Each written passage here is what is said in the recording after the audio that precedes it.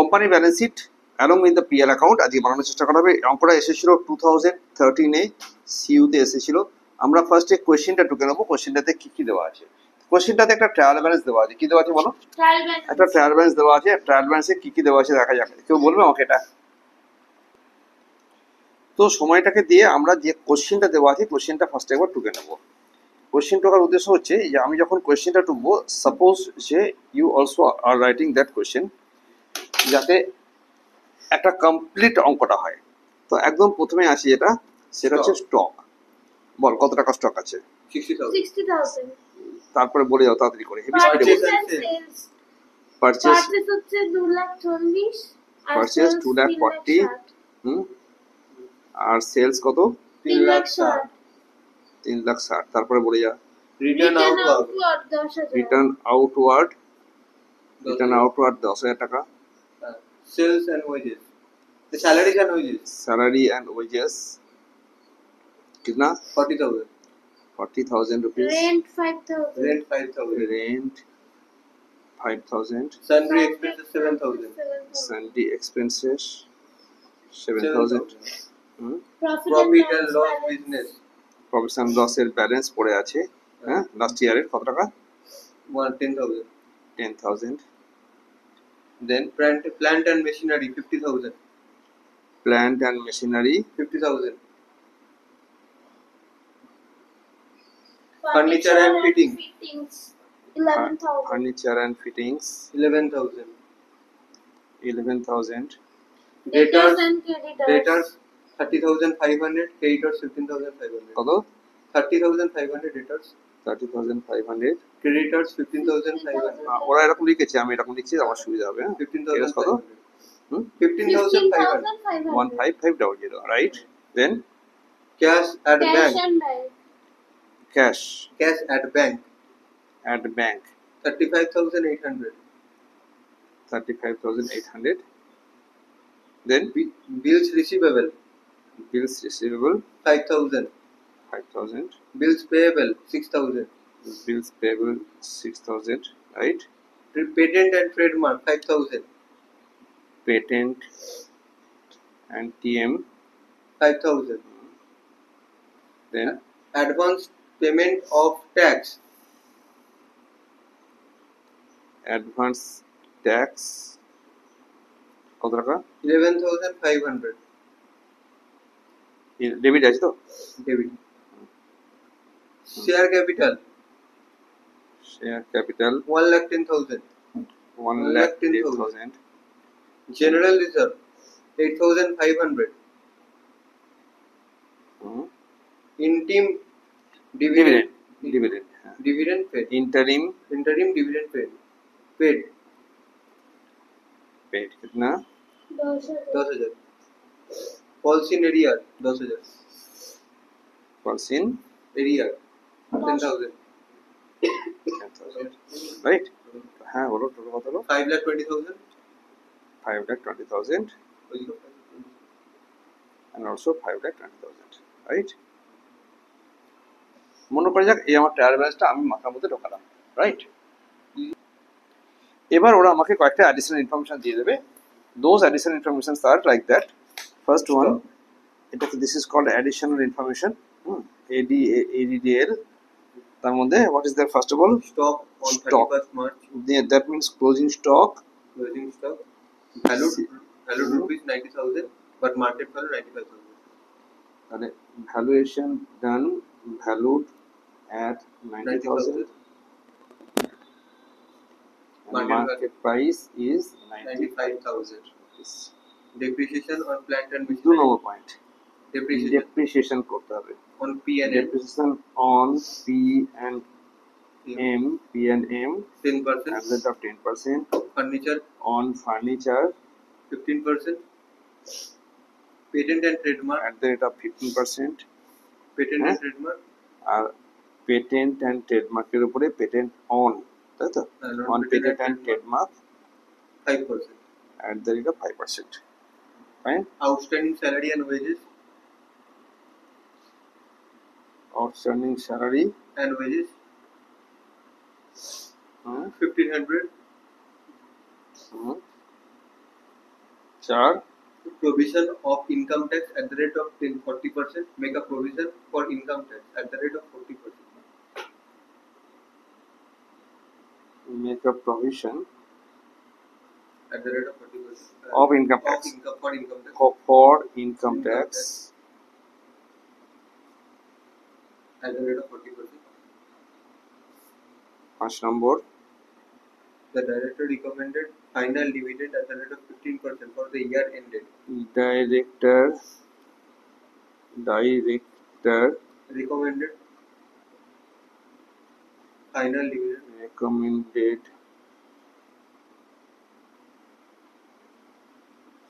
at the rate of 15% 15% for the year ended 31st. ঠিক আছে ওটা হয়ে গেল তারপর দেওয়া আছে And for transfer to general reserve and transfer to 6 নম্বরে যাও এখানে কেটে দিচ্ছে 6 নম্বরে যাও হুম provide dividend. না 6 নম্বরে যাও এইটা transfer to general reserve general. Transfer rupees 5,000 to general reserve. 5,000 কত আছে rupees 5,000. আচ্ছা রাইট এখানে বাদ দিলাম আর বাকি পয়েন্ট একটা আছে যে ডিভিডেন্ড ডিস্ট্রিবিউশন ট্যাক্স 15% দেওয়া হবে বাট এটা এখন অবসোলিট এটা দেবে না নতুন অঙ্ক এটা দেবে না ওকে তো লেখা দরকার নেই কোনো এটা 2022 সাল থেকে উঠে গেছে সো এইগুলো আমার একটা অঙ্ক হলো এখানটা গেল ট্রায়াল ব্যালেন্স পোর্শন আর এটা গেল অ্যাডিশনাল ইনফরমেশন পোর্শন ফাইন তো আমরা এখান থেকে যে trial balance we should take this items from the trial balance to the schedule via schedule আমরা কোথায় যাব অরিজিনালি ইনকাম স্টেটমেন্ট আর পিএল এ যাব পাক্কা সো অঙ্কটা নিতে গিয়ে আমাদের এই সময়টা গেছে তো এই অঙ্ক করার যে অরিজিনাল পদ্ধতি হলো এই যে you have to take that stock that purchase that sales and put through the statement first তো এভরিথিং ভায়া স্টেটমেন্ট আমার অরিজিনাল ইনকাম স্টেটমেন্টে আসবে বা অরিজিনাল ব্যালেন্স শিটে যাবে আমরা আজকের অঙ্কের সুবিধের জন্য ভিডিওগ্রাফির সুবিধের জন্য নট অনলি অঙ্ক করা পরীক্ষা হলে দেখাবো না এরকম করে বাট এই এভরি শিডিউল আমরা এই সিস্টেমের মধ্যে ঢোকাবো পাক্কা বোঝা যাচ্ছে না একটুখানি খুলে বলি আমার কাছে একটা পিএল স্টেটমেন্ট বানালাম এটাকে নাম দেওয়া হলো statement of profit and loss statement of PL for the year যেমন হয় তেমন হলো রাইট এইখানে যে আইটেমস গুলো আছে সেগুলো এখানে সব লিখবো কারো কালিতে এই আইটেমস এর মধ্যে যে ইনসাইডে যে শিডিউল গুলো হওয়ার কথা ছিল তার জন্য আমরা এখানে আরেকটা পেন্সিল আছে এটা এখানে পেন্সিল আছে বাটর পেন্সিল দিয়ে একটা দাগ করলেই হতো না দুটো দাগ করলাম কেন রে একটা তো ইয়ে করে দেবে। না আমার একটা করলেই হতো দাগ আর একটা শিডিউল নাম্বার দিতে হয় দরকার লাগতো না রে বেকার বেকার দাগ কাটলাম যাকে তো ধরে যাক এই পোর্শনটাতে আমি শিডিউল গুলো বানিয়ে নেবো তাহলে schedule should not be there in the main format but আমাদের সুবিধার জন্য আমরা কি করছি আমরা এইখানটা দিয়ে শিডিউলটা বানিয়ে নেবো পেন্সিল দিয়ে এটা হলো আমার শিডিউলের পোর্শন রাইট মানে এই যে বলছি না এই যে পোর্শনটা হলো না অ্যামাউন্ট দিয়ে এটাই আমার শিডিউল এটা হবে অন্য পেজে অরিজিনাল এটা কোন পেজে হবে বলো পাশের পেজে হবে আমরা সেটাকে এখানে ঢুকিয়ে একটু ছোট আকারের মধ্যে এই যাতে একটা ফ্রেমে দেখানো যায় সেই চেষ্টা করছি ফাইন তো আমি ফার্স্টে ইনকাম স্টেটমেন্টের আমি ব্ল্যাঙ্ক ফরম্যাট লিখবো বলো ফার্স্টে কি লেখা হয় ব্ল্যাঙ্ক ফরম্যাটে ফার্স্টে রেভিনিউ ফ্রম অপারেশনস দেখা একটু ইনকাম কি করা বল ইনকাম একদম প্রথমে লিখবো ইনকামের তলায় কি লেখা হবে Revenue ফ্রম অপারেশনস ফ্রম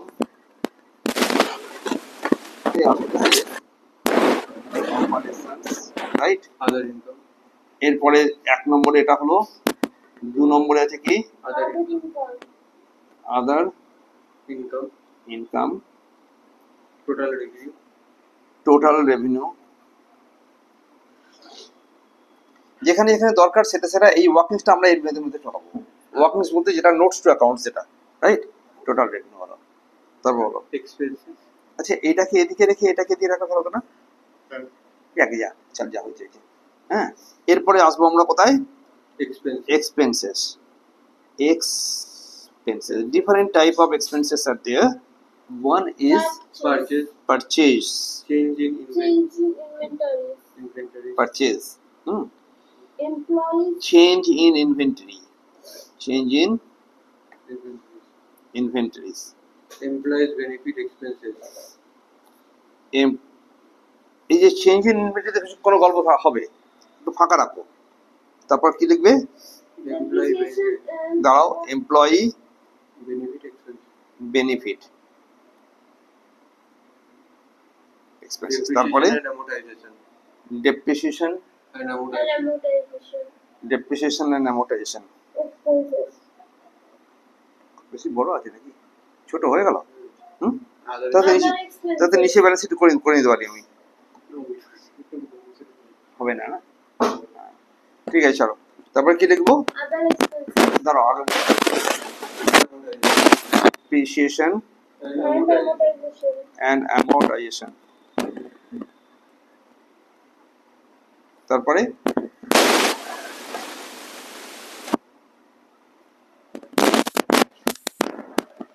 ঠিকঠাক দেখা যাচ্ছে এখানে? আমার এক্সপেন্সেস, এইখানে যে নোটস গুলো হবে সেটা আমরা এই পাশে পাশে টুকবো। Profit before tax. কোনটা বলো? হ্যাঁ, ওটা তো আসবে পরে, বিয়োগ টিয়োগ করে যেটা আসবে সেটার নাম হচ্ছে profit before tax. Total expenses করব, টোটাল এক্সপেন্সেস, টোটাল এর একটা টোটাল করব, তারপর লিখবো profit Before tax. Before tax. এই ছিল আমার original format of statement of PL. এবার আমাকে কি করতে হবে? স্টেটমেন্ট অফ ব্যালেন্স শিট, তাই তো? এবার আমরা ব্যালেন্স শিট বানাবো। তো ব্যালেন্স শিট ফরম্যাটটাও লিখে নিই, তাহলে ওই আমার টার্মেস থেকে ঢুকতে সুবিধা হবে। চলো, ব্যালেন্স শিটে কি দেখানো হবে? ব্যালেন্স শিটে আমরা রাইট হ্যান্ড পেজে করছি। ব্যালেন্স শিটে কটা দেখানো হবে? 2 বছর দেখা যায় না? এরা তো একটা বছর লিখে ছেড়ে দিয়েছে, বাট এক্সামে হলের জন্য তুমি ছোট বুদ্ধি করবে, তুমি 2খানা বছরই দেখাবে। হ্যাঁ, ব্ল্যাঙ্ক রেখে দেবে একটা, রাইট? আমরা মনে করছিলাম একটা কারেন্ট ইয়ার, একটা লাস্ট ইয়ার। এটা লাস্ট ইয়ার, এটা কারেন্ট ইয়ার, যেটা দেওয়া থাকবে সেটা করবে। আচ্ছা, এখানে আমরা যেটা করব সেটা হচ্ছে যে এর ফরম্যাটটা লিখবো, এবং এর জন্য আমরা ওই কি বলে ওটা, কি জানো, শিডিউল অনুযায়ী করতে হবে। তো দেখা যায় ফরম্যাটে কি, ফার্স্টে কি লেখা যায় ফরম্যাটে বল? Equities and liabilities. না, ব্যালেন্স শিট, balance. তাই তো? ব্যালেন্স শিট করলাম, নাম দিলাম, ফার্স্টে কি আছে? Equities and liabilities. তার মধ্যে দুটো সবথেকে main important share capital. Equities and liabilities, এই হেডিং এর আন্ডারে কি আছে? First of all share holder fund, share holders fund, Share capital, share capital, reserve reserve and surplus. দেখ আমি বলি কি, শেয়ার হোল্ডার্স ফান্ড মানে হচ্ছে একটা শিডিউল বানাবো, ওটা আমরা আলাদা করেই বানাবো এখানে কোথাও, রাইট? হ্যাঁ, ওটা অলওয়েজ করতে হবে। আর রিজার্ভ এন্ড সারপ্লাস অলওয়েজ করতে হবে, পিপিই অলওয়েজ করতে হবে, এগুলো করতেই হবে। বলো, শেয়ার হোল্ডার্স ফান্ড এর আন্ডারে কি থাকে? না, ইকুইটি শেয়ার ইকুইটি শেয়ার আছে না, প্রেফারেন্স শেয়ার আর আছে প্রেফারেন্স শেয়ারস। Preference. এর চেয়ে বেশি লিখবো না আমরা। তারপর কি লেখা আছে বলো? Reserve and surplus reserve and surplus,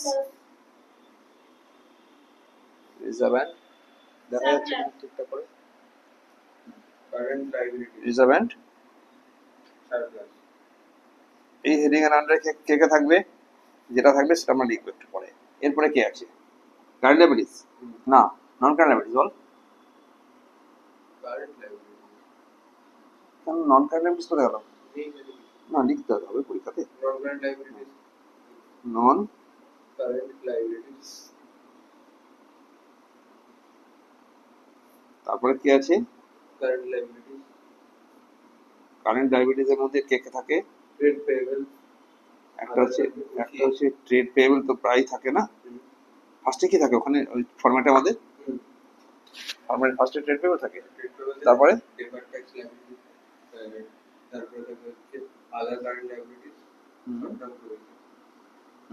তারপরে ডিফার্ড ট্যাক্স লায়াবিলিটি, না কি হবে? ডিফার্ড, এটা এখানে ছিল, দেখে নাও ভুল করো না। শর্ট টার্ম বোরিং থেকে শর্ট টার্ম বোরিং বল, একদম প্রথমে কি আছে? একদম প্রথমে আছে শর্ট টার্ম বোরিং, তারপর ট্রেড পেয়েবল। তাহলে এখানে ছিল short term boring, short term boring short term boring STP. তারপরে কি আছে ট্রেড পেয়েবল, তারপরে ওসিএল, তাই তো। ট্রেড পেয়েবল ডেফার ট্যাক্স এখানে নেই, এই জন্য বলছিলাম নন কারেন্টের মধ্যে পড়ে ডেফার ট্যাক্স। হ্যাঁ, কি বলে ট্রেড পেয়েবল, তারপরে আদার কারেন্ট লাইবিলিটিস, আর তারপরে কি আছে শর্ট টার্ম প্রভিশনস।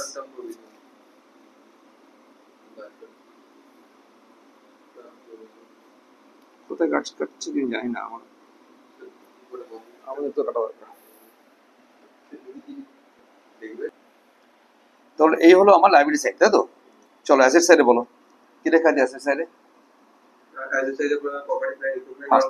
ফার্স্টে লেখো অ্যাসেটস, তারপরে নন কারেন্ট অ্যাসেট।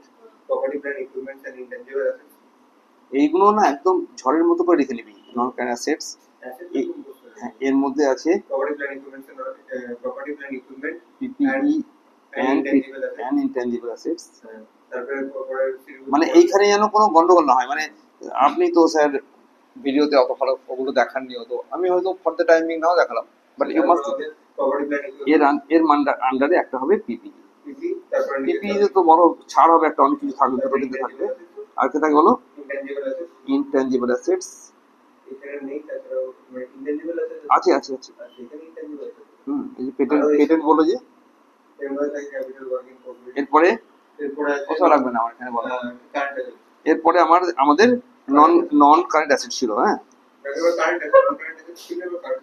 হ্যাঁ, না এটা লিখবো পরীক্ষাতে, না এবার আবার কারেন্ট অ্যাসেট লিখবো, সরি কারেন্ট অ্যাসেটের মধ্যে কে কে থাকে ফার্স্টে বলো? ইনভেন্টরিজ ফার্স্টে হবে।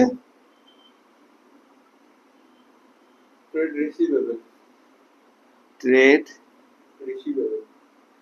দেখা যাচ্ছে রে, এটা ফোকাস করছি না বলো। ট্রেড রিসিভেবলস, এই তো শেষ নাকি? এটা ক্যাশ,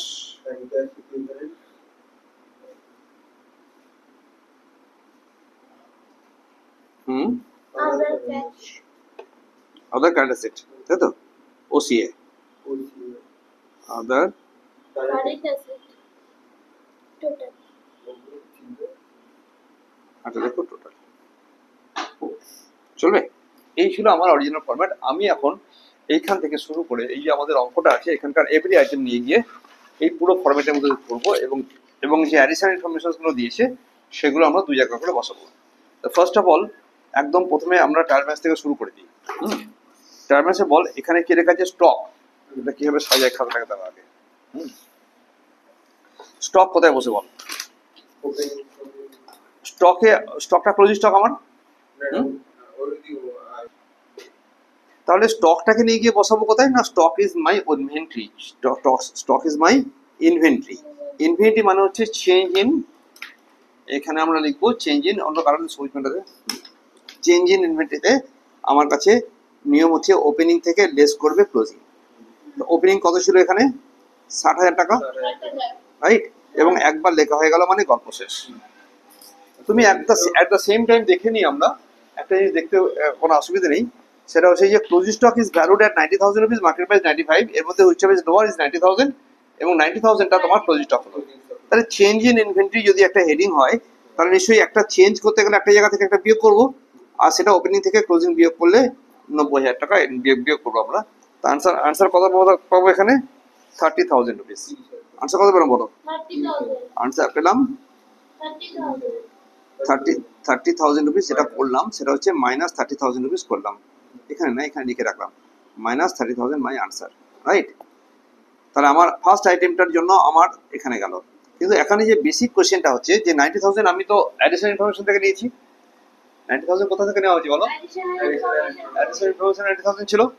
তাহলে এটা তো একবার লিখলাম, আমাকে আরেকবার লিখতে হবে। ডুয়াল অ্যাসপেক্টিভ কনসেপ্টে আমাকে কি করতে হবে? আরেকবার লিখতে হবে।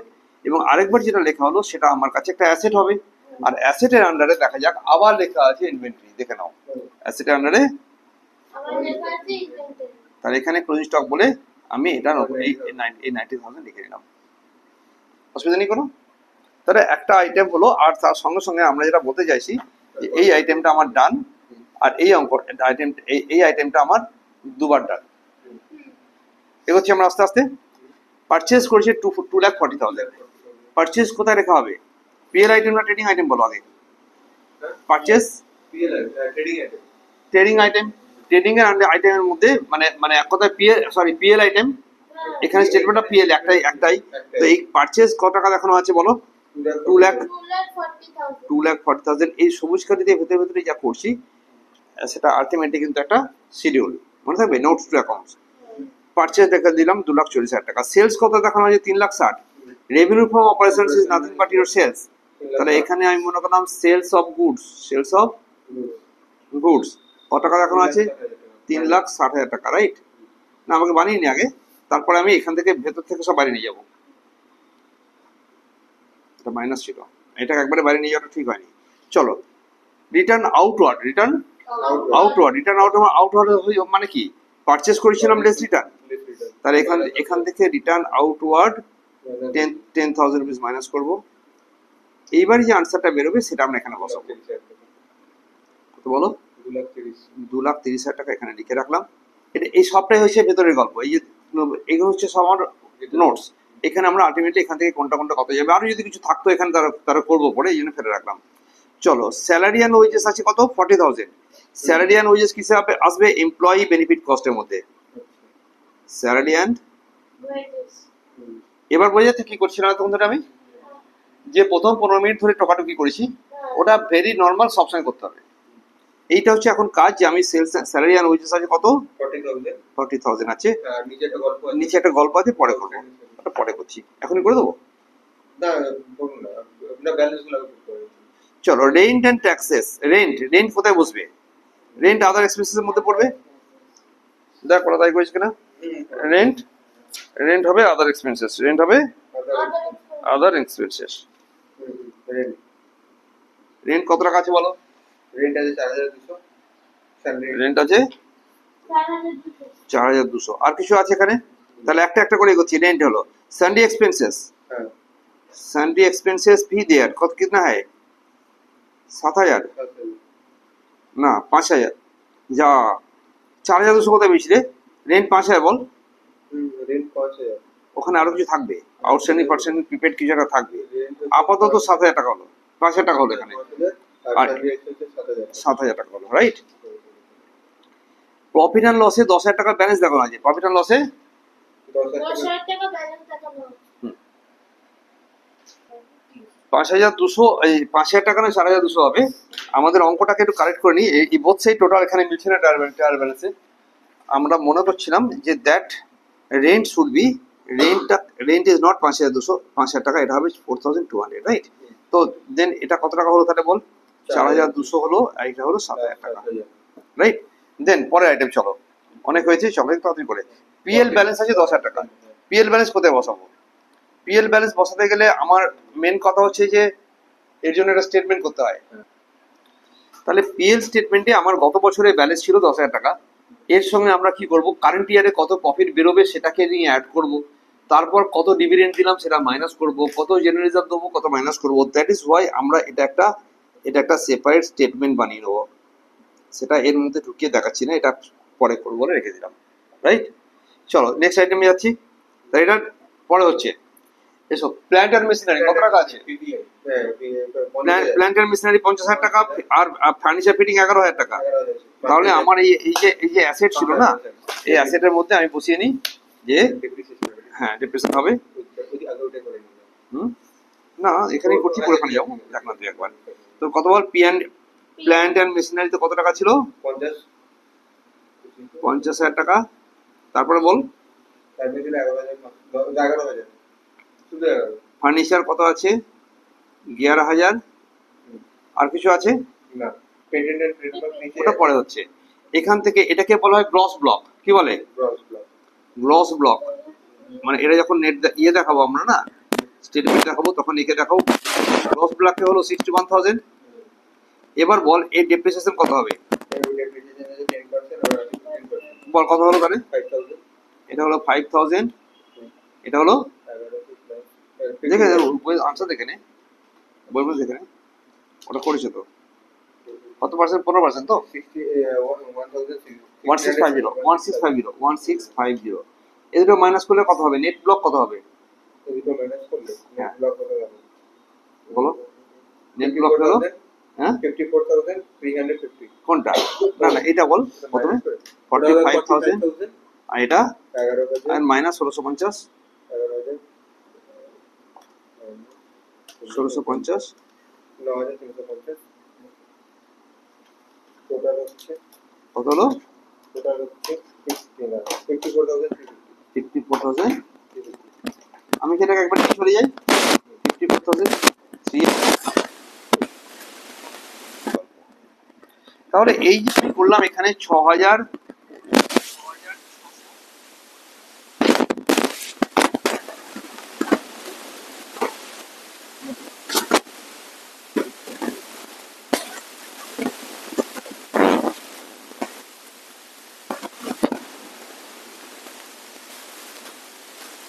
এবার হ্যাঁ এখান থেকে আমার এটা হয়ে গেল এটা বল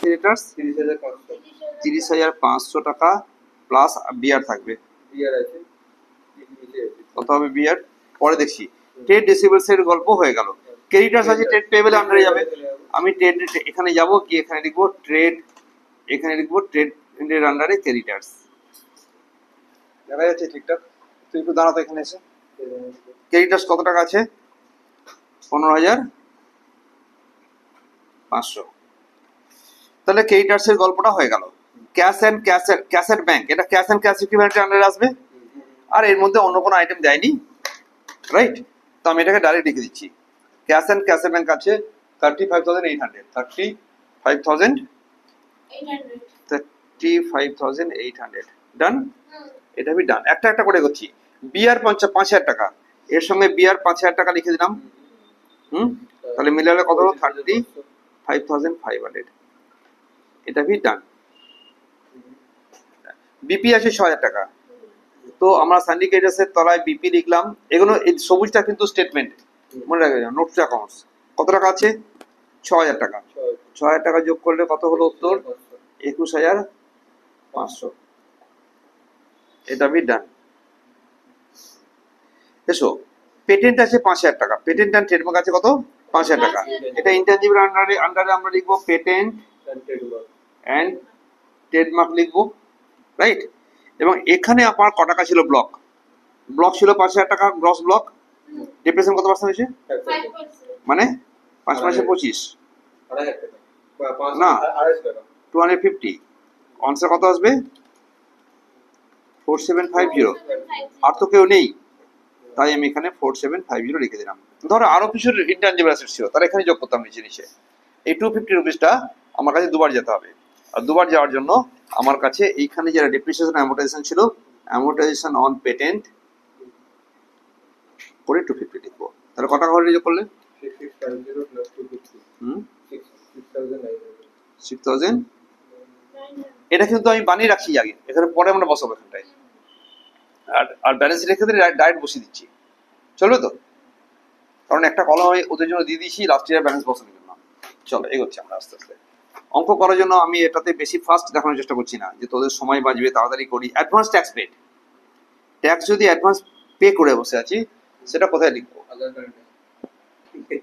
তাহলে এইটা যেটা হলো অ্যাডভান্স ট্যাক্স দিলাম কাকে লোকেদেরকে দিয়েছি কাকে দিয়েছি গভর্নমেন্টকে দিয়েছি গভর্নমেন্টকে যখন দিলাম সেটা আমার কাছে ডেবিট হয়েছে আর ডেবিট হওয়া মানে কি এটা রেমিটেন্স দেখানোই আছে এটা একটা অ্যাসেট কিন্তু এটা কখনোই ফিক্স অ্যাসেট নয় এটা কারেন্ট অ্যাসেট কারেন্ট অ্যাসেটের মধ্যে যে কটা ভাগ ছিল না কারেন্ট অ্যাসেটের মধ্যে যে কটা ভাগ ছিল তার মধ্যে it is neither inventory or trade receivables তাহলে এটা কোথায় পড়ে থাকবে এখানে ওসিএ বা আদার কারেন্ট অ্যাসেটস এর আন্ডারে ট্যাক্স পেড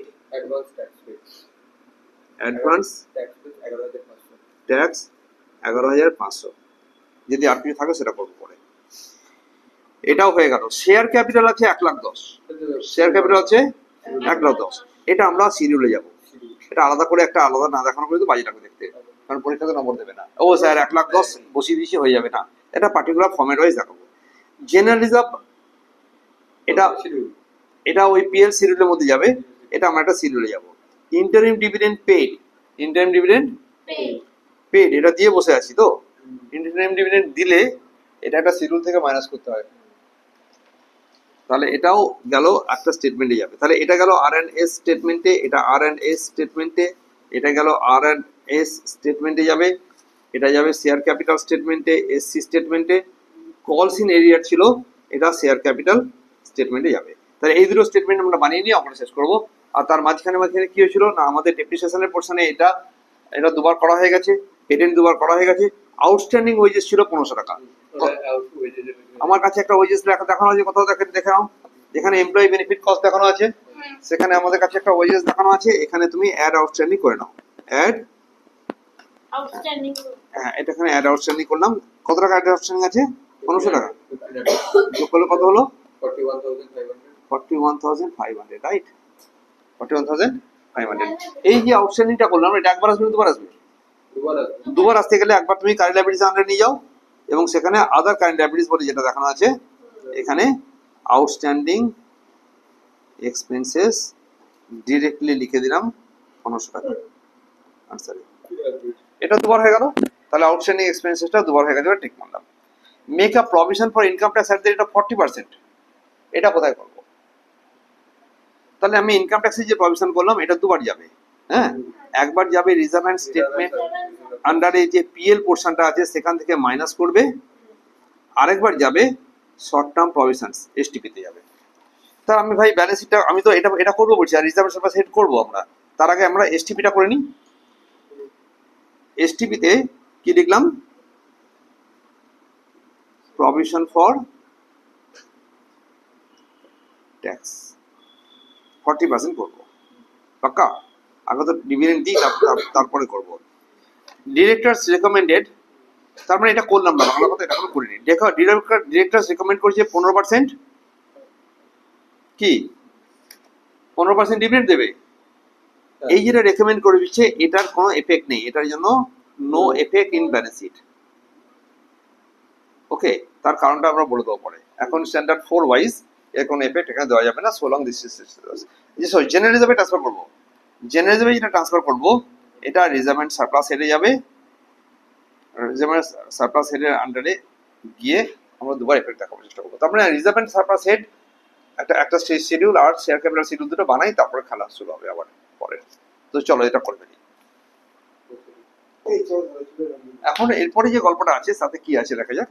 না, এইখানে যে পোর্শনটা আমরা ফেলে গেলাম সেটার জন্য স্টেটমেন্ট বানাতে হবে। তো এই যে স্টেটমেন্টটা বানাবো না, সেটা শেয়ার ক্যাপিটালের জন্য, তার জন্য তোমাকে 3টে আইটেম দিয়ে এই আইটেমটা দেখাতেই হয়। আবার বলে রাখি, শেয়ার ক্যাপিটাল স্টেটমেন্টে যে করা হয় তাতে নিশ্চয়ই আমাকে একটা অথরাইজড ক্যাপিটাল দেখাতে হবে। তারপরে কি দেখাতে হয় বল? তারপরে সাবস্ক্রাইব ক্যাপিটাল, হ্যাঁ ইস্যুড ক্যাপিটাল, তারপরে সাবস্ক্রাইব ক্যাপিটাল, এগুলো অতি অবশ্যই দেখাবে। ইস্যুড, তারপরে সাবস্ক্রাইব অ্যান্ড ফুললি পেড। হ্যাঁ, সাবস্ক্রাইব দরকার নেই, সাবস্ক্রাইব লিখলেই হবে। তাহলে আমার কাছে প্রশ্ন ছিল, এই যে আমাকে এখন শেয়ার ক্যাপিটাল দিয়ে দিয়েছে না, this much amount of share capital given to you is 1,10,000 rupees, 1,10,000 rupees, this is either authorized or issued or subscribed। আমরা বলবো যে ওসব নয়, এটা কিছু লিখবো না, রাইট?